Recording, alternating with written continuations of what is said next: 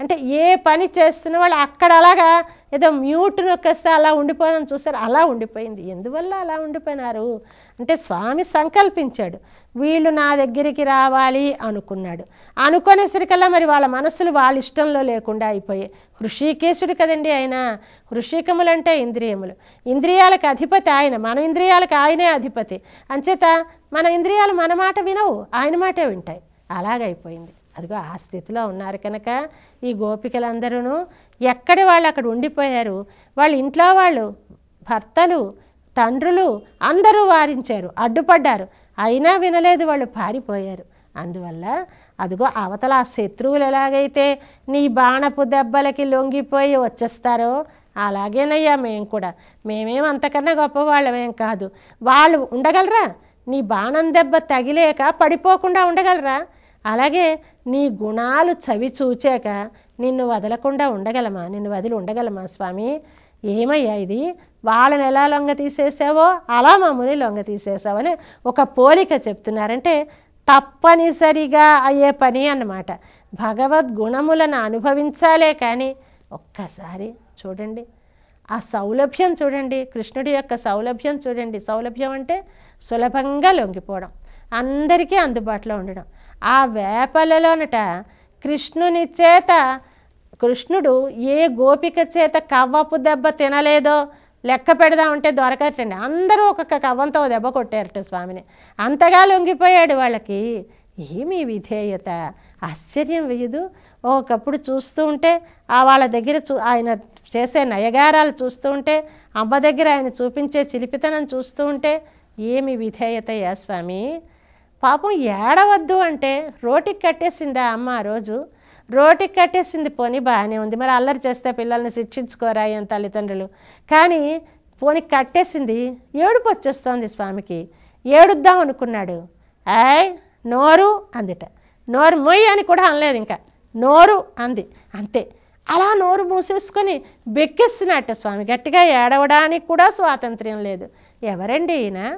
పరాస్య శక్తి వివిధైవ శ్రూయతే అని ఆయన యొక్క శక్తిని అనేక రకాలుగా కీర్తించి ఉపనిషత్తు కీర్తించలేకపోయింది. అలాంటి పరమాత్మ ఇప్పుడు ఏడవడానికి కూడా స్వాతంత్ర్యం లేకుండా అయిపోయాడు. చిక్కడు సిరి కౌగిటిలో చిక్కడు సనకాది యోగి చిత్తబ్జములన్ చిక్కడు శృతిలతి కావలి చిక్కెనతడు తల్లి చేతన్ రోలన్ అంటారు. అదిగా అలా లొంగిపోతాడు కదా స్వామి. అలాంటి గుణం ఒకటి తలుచుకుంటే ఇంక మరి లేవగలమా? నమ్మాళ్వార్ ఈ ఉలూఖల బంధన వృత్తాంతాన్ని తలుచుకొని నమ్మాళ్వారు 6 నెలలు మూర్ఛపోయారట. అబ్బా ఎంత సులభుడివయ్యా, ఎంతగా లొంగిపోతావయ్యా భక్తులకి అని తలుచుకొని. అలాంటి గుణం కనుక వీళ్ళు పాపం మాతారునక్కు వలితులైందున్వా సర్కండ్ ఆతాదు అందున్నడి పణియమా పోలే అలా వచ్చేసామయ్యా. కానీ వాళ్ళకి మాకు ఒక తేడా ఉంది. వాళ్ళు వచ్చినప్పుడు ఏం చేయడం మన కర్మ, ఇలా వచ్చేసాం, ఈయన ఇలా తినేస్తున్నాడు అనుకొని వస్తారు. మేము వెళ్ళలేము, వాళ్ళు వెళ్ళలేరు. కానీ మాకు వాళ్ళకి ఒకటే తేడా. ఏమది? పోతియాం అందం. మేము నిన్ను పొగుడుతూ నీకు మంగళం పాడుతూ ఉంటాం. మేము ఇక్కడ కట్టుబడిపోయి పడి ఉన్నా మా తండ్రి, మా కృష్ణుడు మా కోసం ఎంత ప్రేమ, మేము మరి తిరిగి వెళ్ళలేకుండా మమ్మల్ని ఇలా బంధించేశాడే, ఈ బంధనంలో ఏమి మాధుర్యం ఉంది అని పొంగిపోతూ ఉంటాం. అలాంటి మంగళం పాడుతూ నిన్ను కావాలనుకునేవాళ్ళం మేము. అయ్యయ్యో ఏం కర్మరా అనుకుంటూ వచ్చేవాళ్ళు వాళ్ళు. అంతే శత్రువులకి మాకు తేడా తప్ప నీ దగ్గర పడి ఉండడంలో ఇద్దరం సమానమేనయ్యా. అలా అంతగా మమ్మల్ని వశం చేసుకున్నావు తండ్రి.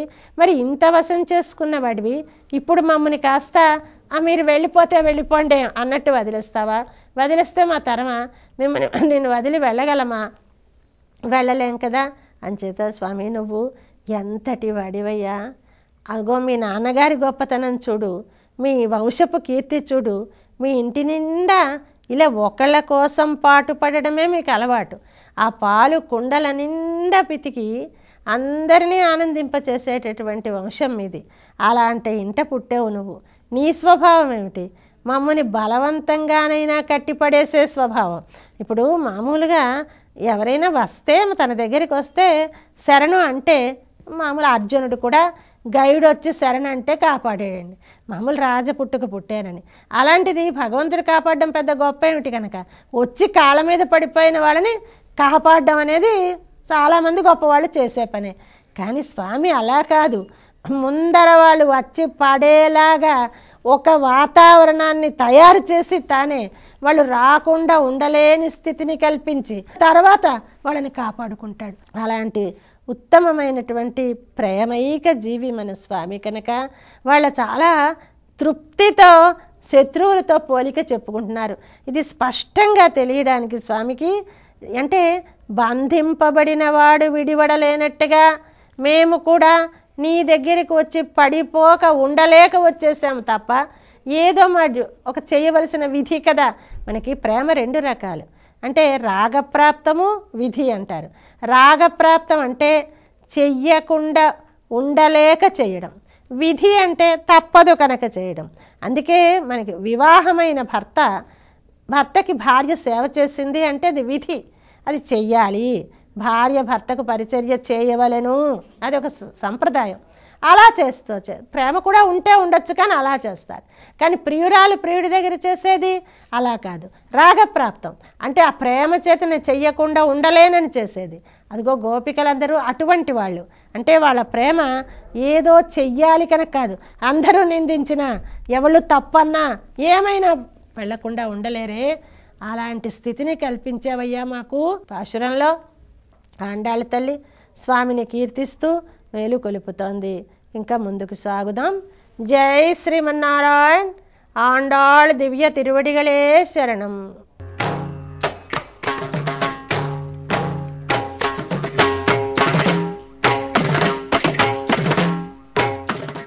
ஏற்ற கலங்கள் எதிர்பொங்கி மீதளிப்ப ஏற்ற கலங்கள் எதிர்பொங்கி மீதளிப்ப ஏற்ற கலங்கள் எதிர்பொங்கி மீதளிப்ப மாற்றாதே பால் சொரியும் வள்ளல் பெரும் பசுக்கள் மாற்றாதே பால் சொரியும் வள்ளல் பெரும் பசுக்கள் ஆற்ற படைத்தான் மகனே அறிவுரையாற்ற படைத்தான் மகனே அறிவுரையாற்ற படைத்தான் மகனே அறிவுரையாய் ஊற்றம் உடையாய் பெரியாய் உலகினில் தோற்ற மாய் நின்ற சுடரே துயிலெழாய் தோற்ற மாய் நின்ற சுடரே துயிலெழாய் மாற்றார் உனக்கு வலி தொலைந்துன் வாசற்கண் ஆற்றாது வந்து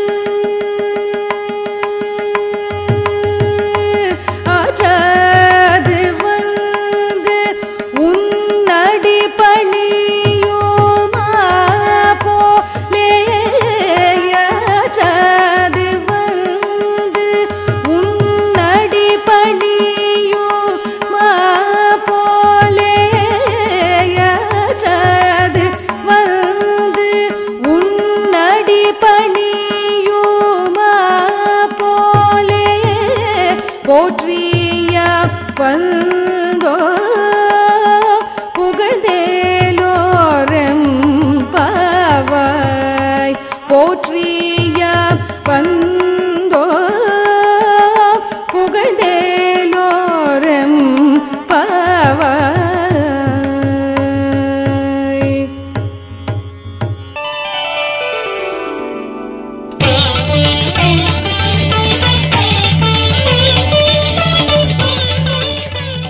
21వ పాసురంలో రాధాదేవితో సహా తన బృందం అందరితో కలిసి కృష్ణుణ్ణి మేల్కొల్పింది.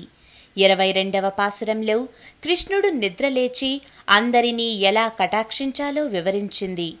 23వ పాసురంలో సింహాసనంలో కూర్చుని తమ విన్నపాలు వినమంటోంది. 24వ పాసురంలో స్వామి అవతారాలన్నీ పొగిడింది. 25వ పాసురంలో తనను తన బృందాన్ని ఎలా కరుణించాలో సూచించింది. 26వ పాసురంలో తాము అనుసరించిన ఈ వ్రతానికి కావలసిన భజన వాయిద్యాలన్నీ ప్రసాదించమని కోరింది.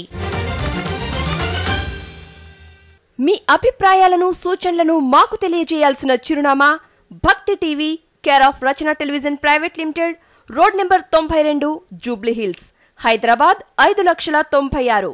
మా ఇమెయిల్ ఐడి bhaktihyd@gmail.com. మా వెబ్సైట్ www.bhaktitv.org.